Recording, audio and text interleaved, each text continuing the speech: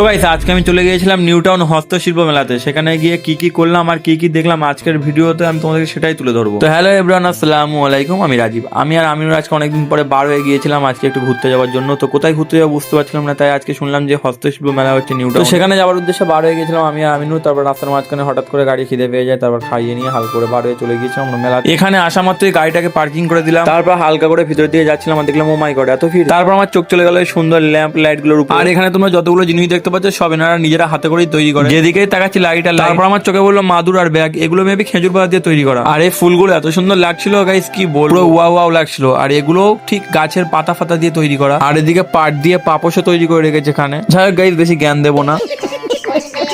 যাই হোক গাইস মেলাটা এত বড় যে ঘুরে শেষ করা যাচ্ছে না, এতটাই বড় মেলাটা। যাই হোক গাইস এই জিনিসটা আমার খুব ইউনিক লেগেছে যাই বলো। তারপরে ঘড়িটা দেখতেও বেশ অনেক সুন্দর লাগছিল। আর যত রাত হচ্ছে মেলাটা ততই জমজমাট হচ্ছে। তারপরে এখানে দেখলাম জেল দিয়ে বেশ মকটেলের গ্লাসগুলো খুব সুন্দর করে রেখেছে, যেন মনে হচ্ছে পুরো অরিজিনাল। তারপরে গাইস এখানে কি নেই, আচার থেকে শুরু করে সমস্ত রকমের ফাস্টফুড থেকে শুরু করে সবকিছুই এখানে আছে এটু। এমনকি এখানে এটিএম মেশিন পর্যন্ত বসানো। তারপর আমরা বাইরে এসে হালকা করে চা খেয়ে নিলাম আমি আর আমিনুর। তারপরেই আমার নজর চলে যায় ঠিক এরকম একটা ব্ল্যাঙ্কেটের দিকে। আমার খুব পছন্দ হয়েছিল ব্ল্যাঙ্কেটটা। তারপর আমি একটা ব্ল্যাঙ্কেট আমার বোনের জন্য এখান থেকে নিয়ে নিলাম। তো গাইস আজকের ভিডিওটা এতটুকুই। ভালো লাগলে একটা like comment share and follow করে দেখা হচ্ছে নেক্সট কোনো ভিডিওতে। Tata bye by.